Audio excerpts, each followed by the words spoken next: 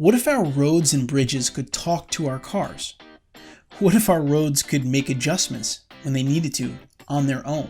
Well, these are the types of things that are going to be happening in the future. And our guest for today's episode, Dr. Luna Liu, is not only thinking about and dreaming about these things, but she's working towards making them happen in the work that she's doing at the Center for Intelligent Infrastructure at Purdue University. So in this episode, Dr. Liu is going to talk about what intelligent infrastructure is and the many exciting opportunities that it's bringing to the world of civil engineering and engineering as a whole.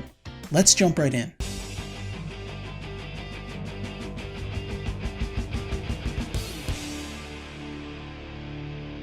This Civil Engineering Entrepreneurs series is brought to you by Big Time. Big Time is the industry-leading PSA software providing time tracking, billing, and project management for engineering firms, with the goal of getting your business back to business.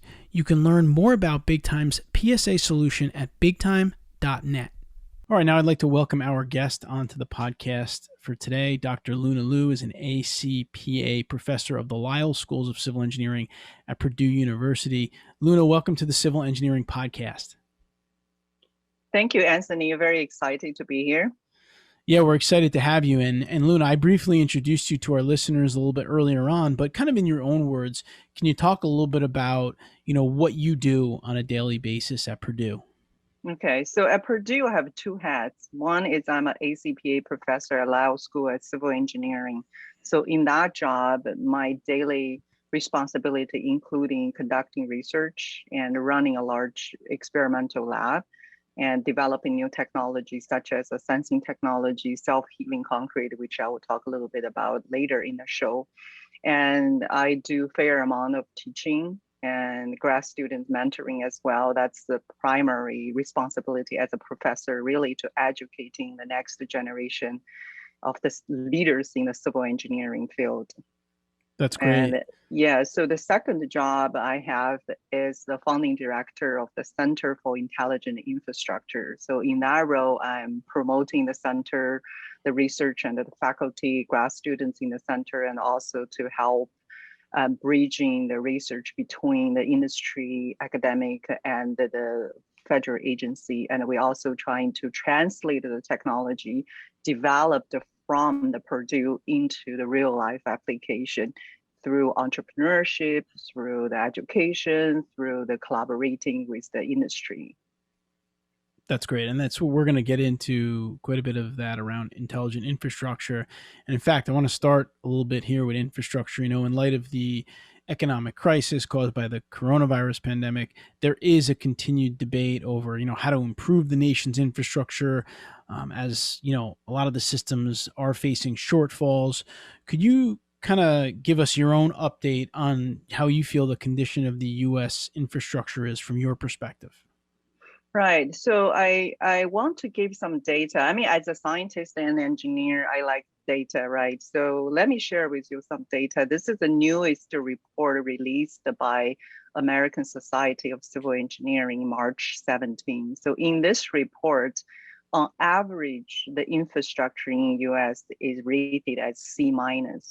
Right. So what does that mean? Let's break down into the details. For instance, right, the water infrastructure is really in jeopardy.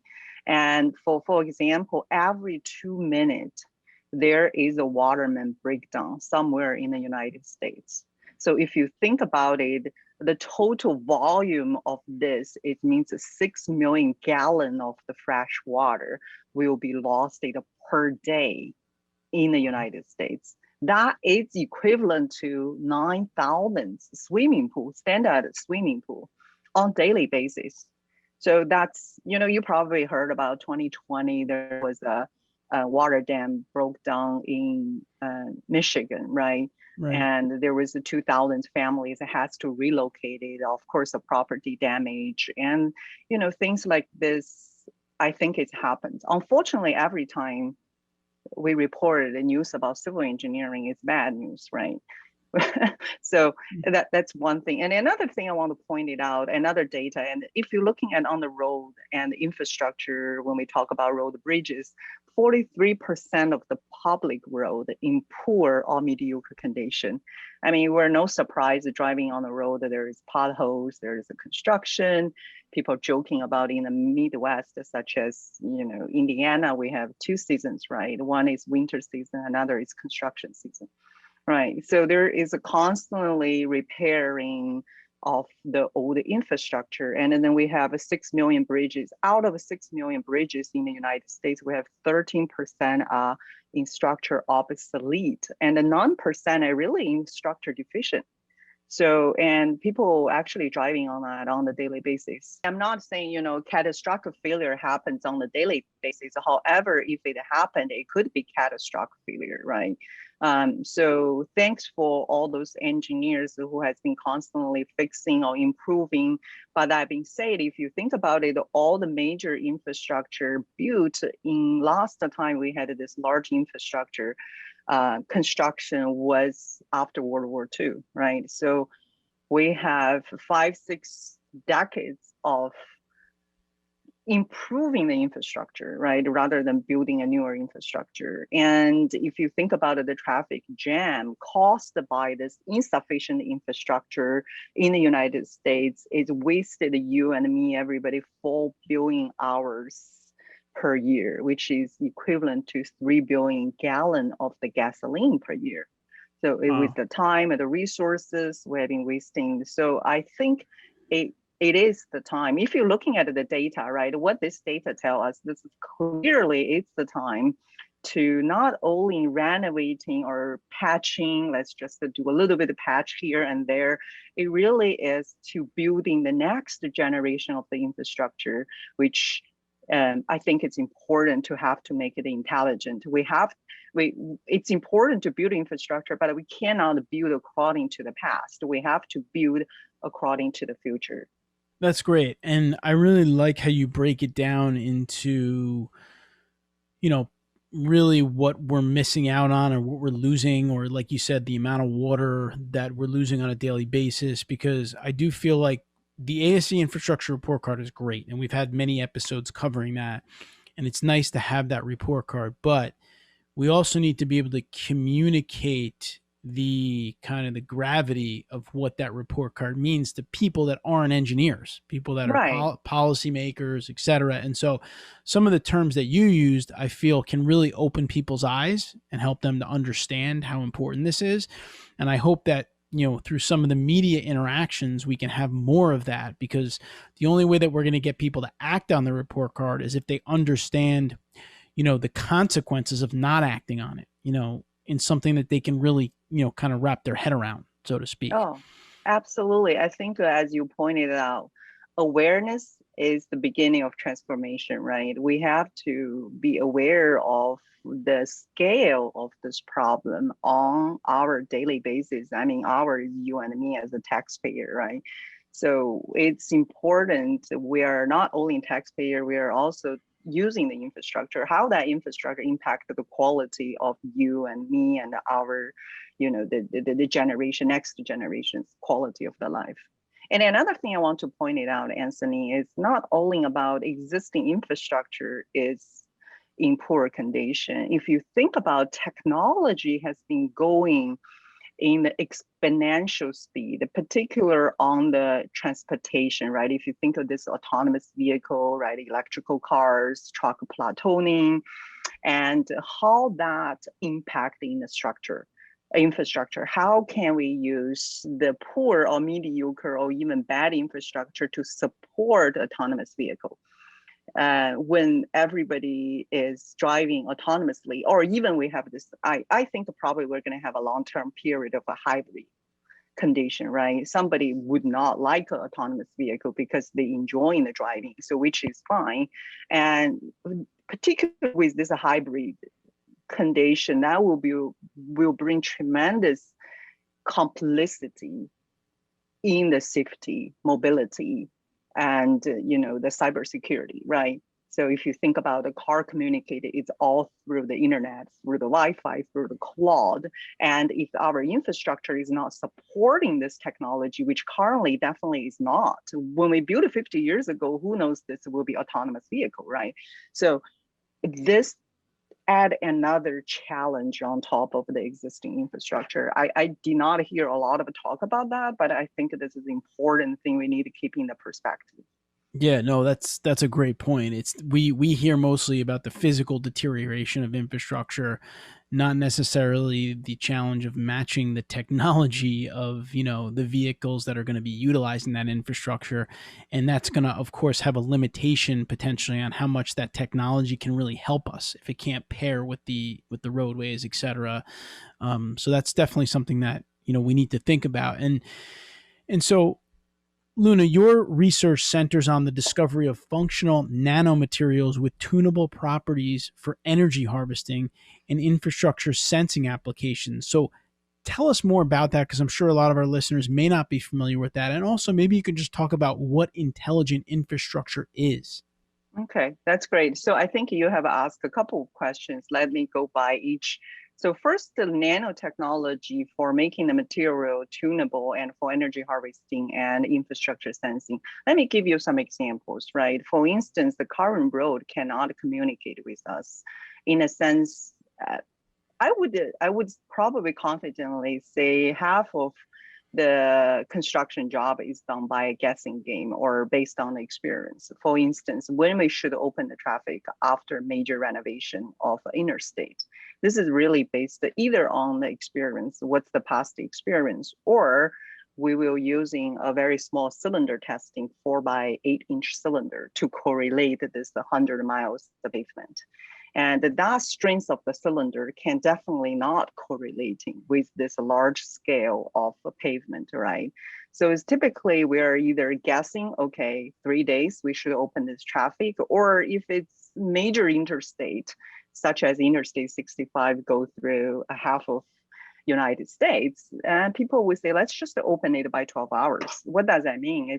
It really means you have 8 hours doing the renovation. You have 8 hours to cut the current potholes off and moving, and then so what really leaving 4 hours for concrete curing. And after 4 hours, we need to open this road for large semi to go through, right? No wonder every 6 months you go back and patching it, because the structure will go through what we call the premature damage, right? On the other hand, you could just wait there for 3 days and then that delay the traffic and again wasted the time, everybody's time.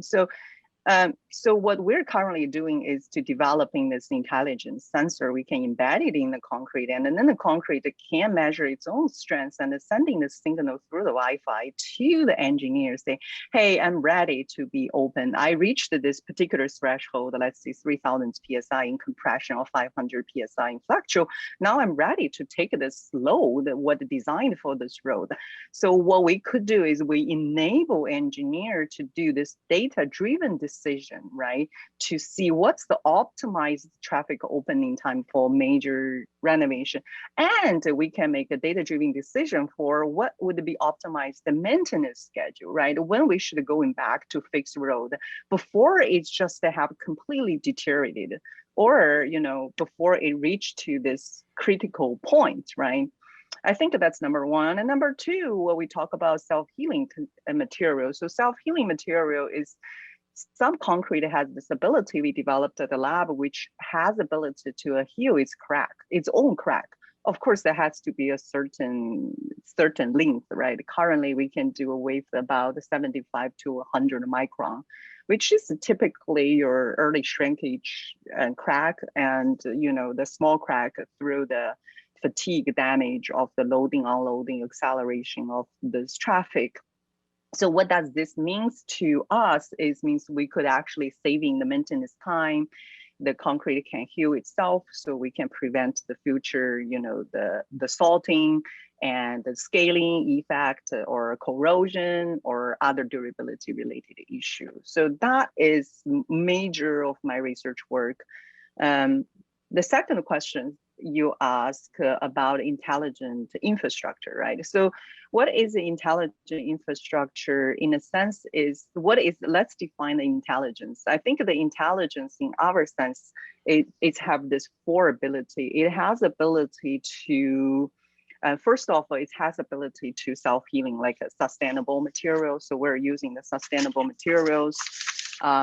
and be adaptive, right, to adaptive human needs, right? So for instance, if we all have this experience, during the rush hour, you may have a one-way traffic is always in the jam, right? And other traffic as less traffic. Can this lane be automatically change the direction, or can we have flexible lane to adapt to the traffic needs, right? So that's adaptivity, and we can have a road communicate to the users, right? So if you drive on the infrastructure, let me give you an example. Every road is 65 miles per hour, right? So some roads and some bridges in the structure deficient. Maybe this road can send a signal to your smartphone, to an autonomous vehicle on a dashboard, say, I'm in a very poor condition, I'm getting old, would you please slow down at 35 or 40 miles per hour? So can we build this level of communication between the infrastructure to the user? Can we make the infrastructure be adaptive to the user's needs, right? How can we make infrastructure automatically respond to the nature disaster? Think about recent event happened in Texas, right? So is there any way we can do agreed allocation, reallocation, balancing? I think those type of things are very important. So going back, I'm sorry, I'm a little rambling a little bit, you can cut down. And I want to emphasize the 4 characteristics. And the one is sustainable. We use sustainable material, right? And then the infrastructure can last for a longer period of time. And we want infrastructure to be adaptive to the human needs. And we want infrastructure to have this feature we call the autonomy, right? So, and then we also the infrastructure to be secure. In a sense, it's not just the physical secure, but also cyber security, particularly when we embracing this autonomous vehicle technology. That's great. And I'm glad you really broke it out like that into the 4 different components. Just one kind of question on that. You mentioned the ability to adapt for infrastructure. And I know in New York State, and I'm sure in other states, they have kind of, for example, like the movable barrier where like in the morning it's 5 lanes one way, and then they have a machine that moves it over. So on the rush hour coming home, that side of the road gets the extra lane. Is that like an example? And is that, obviously it's manual right now, but is that something that potentially could be done kind of almost automatically? Okay. Yeah, I think that can be done automatically through the signal, right? So through the traffic signal. And another thing I want to give you example for is curing, ramping, right? So for the particular freeway ramping, and when the one car get onto the freeway or get off the freeway, that ramp area is typically either where the accident happened most of the time, right? And another is your bottleneck, right, when curing. So by using autonomous vehicle and the intelligent infrastructure communicated to autonomous vehicle, we can achieve this, what we call the coordinated driving experience. So this group of the people in this area can coordinate that speed, so everybody can make sure there is mobility and the security we can reach at the same time. That's great. That's awesome. And really, really exciting, actually, if you think about that moving forward. So all that being said, Luna, how would you say that one can achieve intelligence?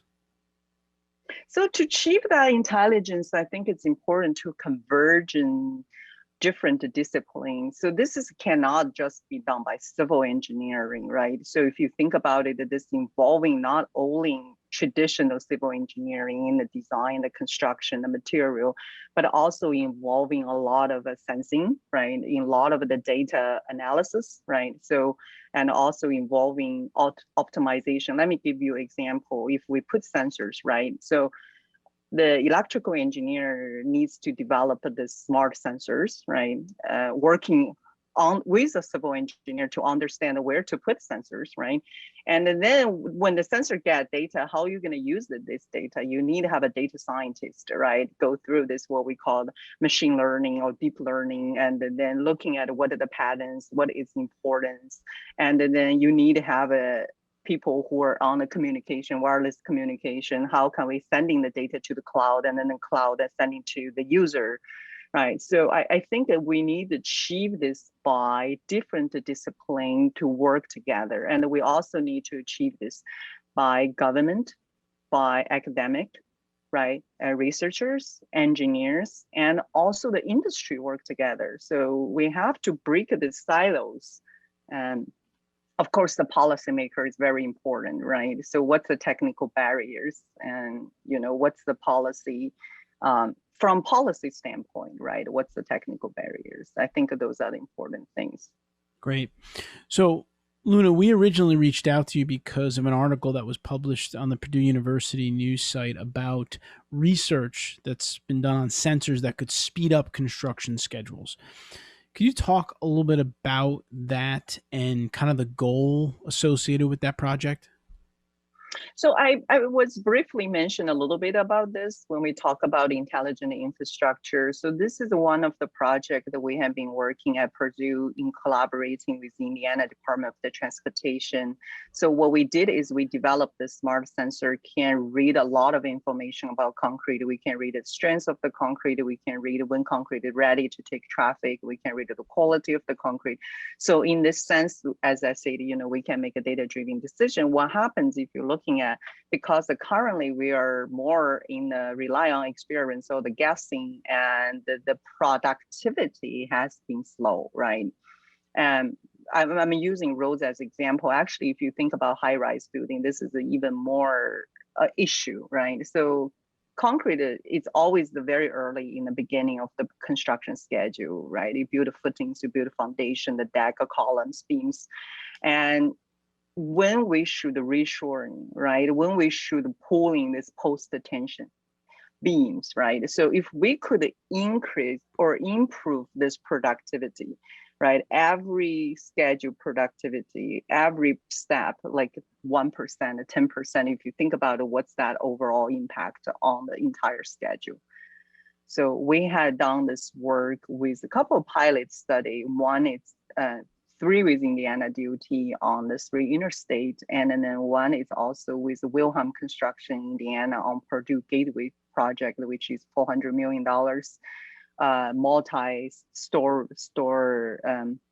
multi-floor structure.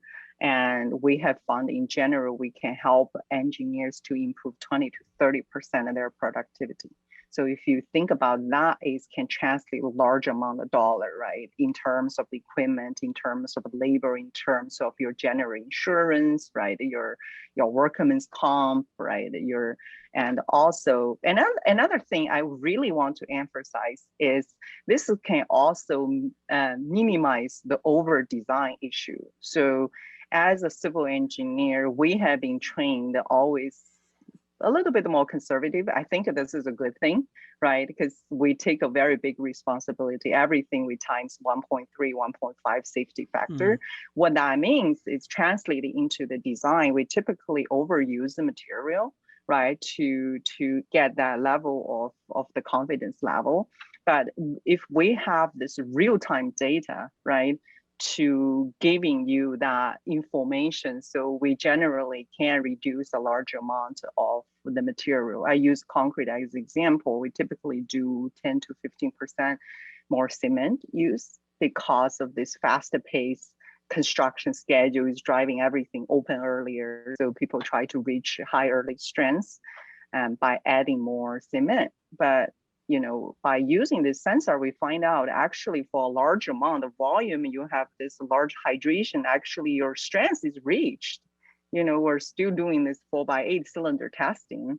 And, clearly you have a large difference between this very small volume and a small volume of the sample. So one thing I want to add it on, Anthony, just quickly. So that sensor project actually being awarded the ASCE Game Changer for this year. So I think it's because of the potential impact on the industry, on the schedule, and on the cost. Wow, that's really interesting. And that's another thing that can be really exciting in the industry when you can think about schedules. I mean, everyone wants things to get done faster, right. And if we could do it in a way that's smarter, then that's awesome. So another article in the Exponent, and you talked about this a little bit earlier, that you were featured in, you talked about the idea of roadways and bridges that can communicate with cars and kind of collect their own data.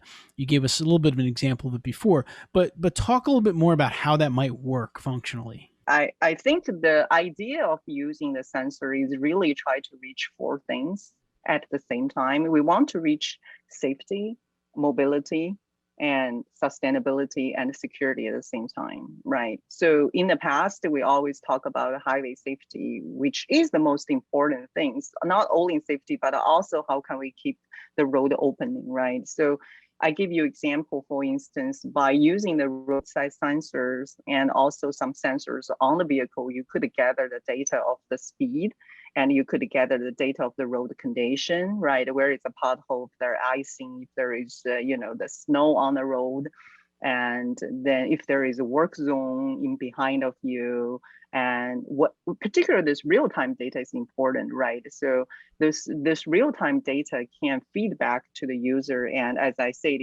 all the user in this particular zone area can have this coordinated driving speed, which can help each other, what we call the harmonized driving, right? Harmonized traffic, which can reach this mobility and safety at the same time. And I think this is particularly important for a city, not only in the highway, but also for a city. If you think about the city has a lot of a problem, not only about the traffic, the car, autonomous vehicle, but also pedestrian, right? And the bicycle people, which we call vulnerable traffic users, right? And how we put that into the perspective, and particularly at the intersection of the city, and these are very important things.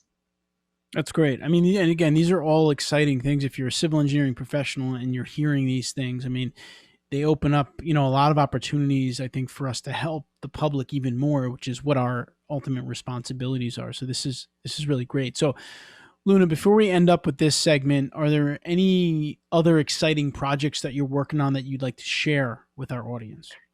I think at this point we're working on in general. I can't tell too much in detail about the specific project, but in general, is to reaching this intelligent infrastructure enabling mobility, safety, sustainability, and security at the same time, and to make sure our infrastructure has this feature which is adaptive, and which is autonomous, and also which is sustainable and can communicate with us. But one thing I would like to bring out, Anthony, is you talk about this pandemic and how pandemic impact on the economy. But if you really you probably already noticed that this actually pandemic has accelerated the technology adoption, right? Not only about Zoom, but even in the construction, if you think about it, the people start using the AR and VR and long distance working, the BIM, and I see all those technologies been quickly adopting to the construction industry because of pandemic. People are more accepting this virtual or connected world. So I am excited for this. I think in general, construction is a slow adopting technology in the industry, right? As an industry, we're a little bit slow to reacting to the construction, to the technology development. But on the other hand, it's bring a tremendous challenge for the civil engineers.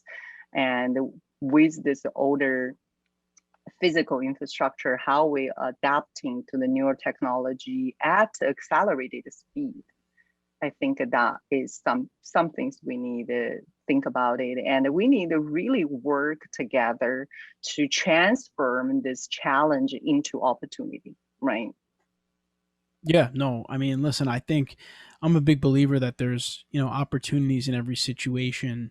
And I think one opportunity that this pandemic has brought to us in the civil engineering world is exactly what you said. We've been forced to adopt things quicker. We've been forced to be very adaptable. And, for many years, I know many civil engineering companies that were very limited in terms of remote workforce. and, work from home, it wasn't really an option. And all of a sudden for everybody, it was an option. And it forced these companies to realize that we can work in different ways as civil engineering companies. And I think that that's going to open up a lot of opportunities as we go into the future. So what we're going to do here is we're going to take a break for a minute, and then we're going to come back and we're going to wrap up with Dr. Liu by putting her on the civil engineering hot seat. We'll be right back.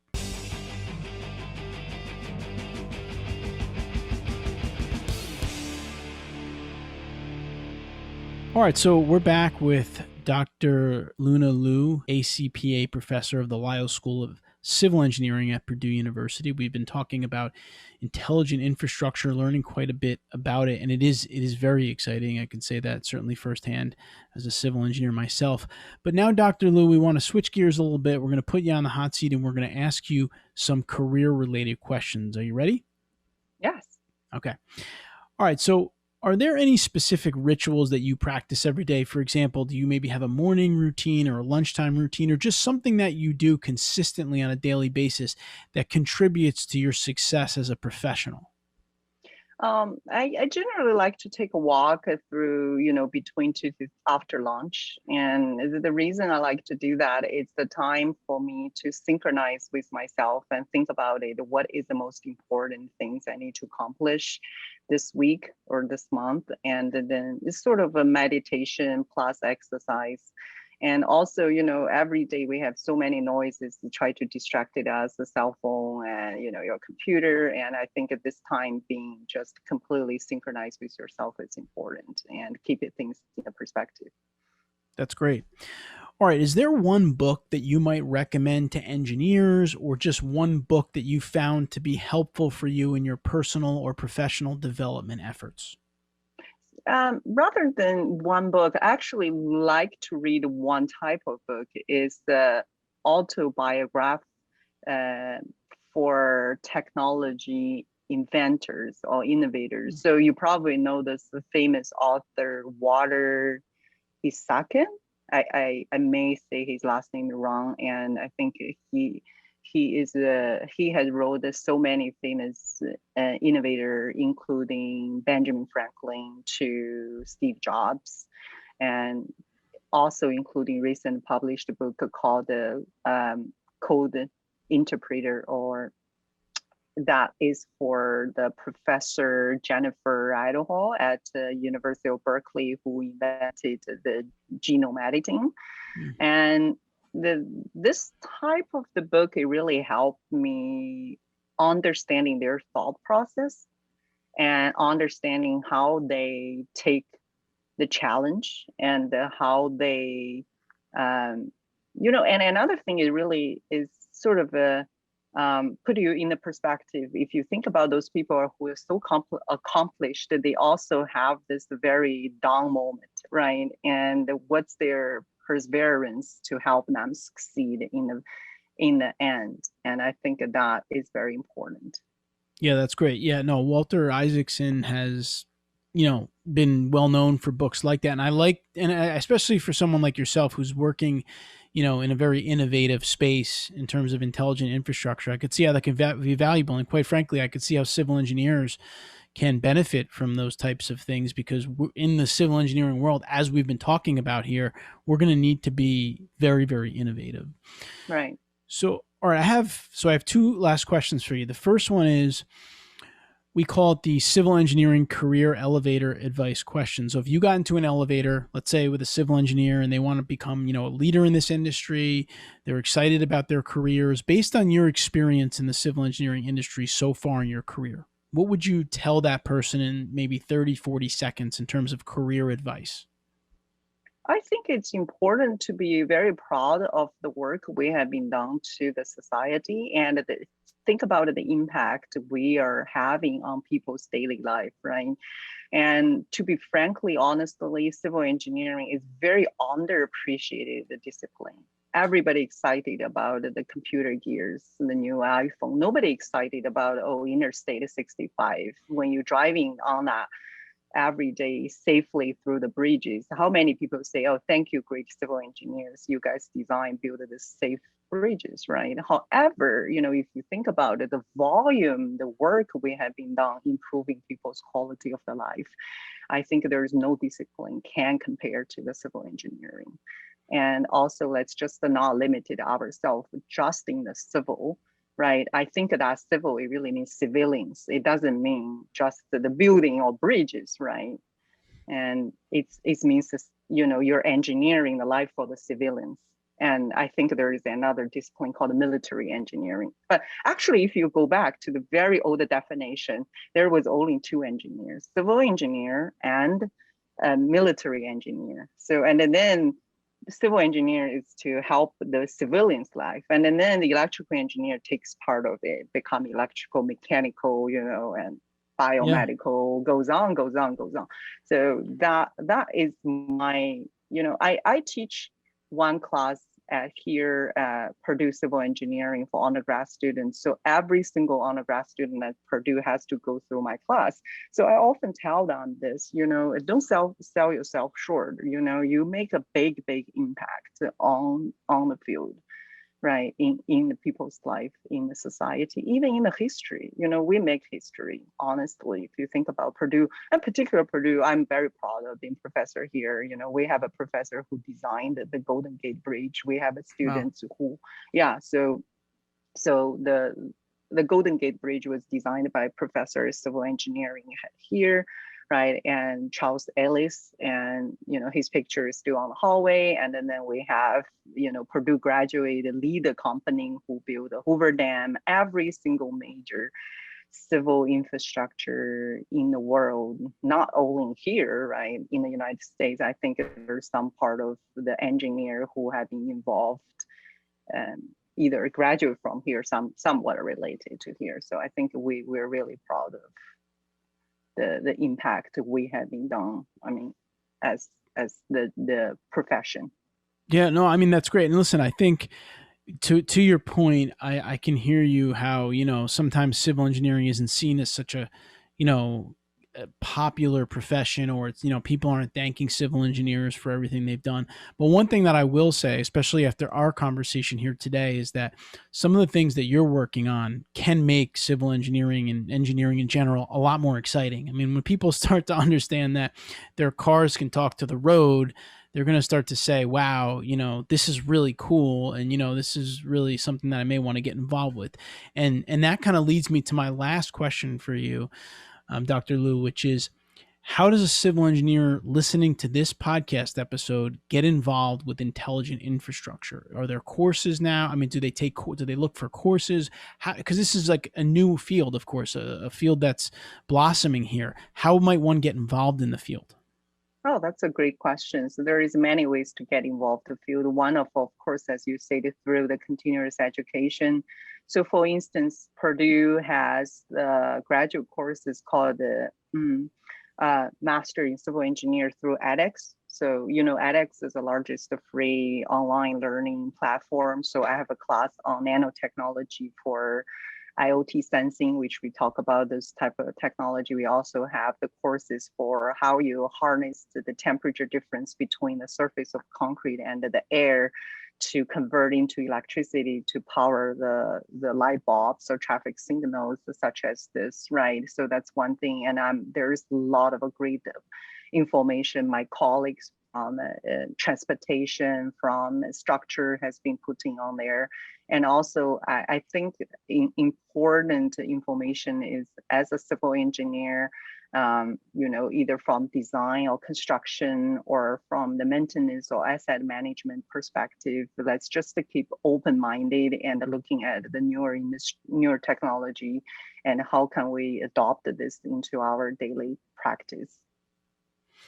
That's great. And because I know a lot of our listeners work in civil engineering, they're experienced, maybe they're in transportation, and I can certainly see how something like this would be exciting to them and an interesting avenue in their career that they could explore.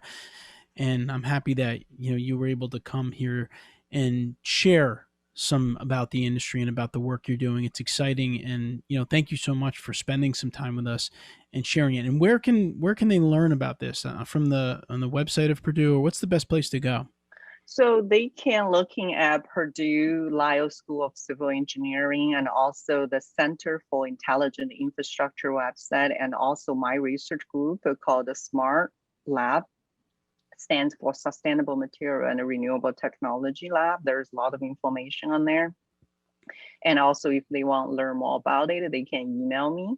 And my email is very short, Luna, Luna, my first name, at purdue.edu. So I'm very happy to interact with people in the field. That's great. Well, Dr. Liu, thank you so much for taking some time out of your day to join us here on the Civil Engineering Podcast. We really appreciate it. Thank you so much for having me. I appreciated this opportunity. I hope you enjoyed this episode of the Civil Engineering Podcast on YouTube, produced by the Engineering Management Institute. We're always looking for new ways to help engineers become effective managers and leaders. You can view all of our content on our website at engineeringmanagementinstitute.org, and be sure to subscribe to our YouTube channel here for our weekly videos. Until next time, please continue to engineer your own success.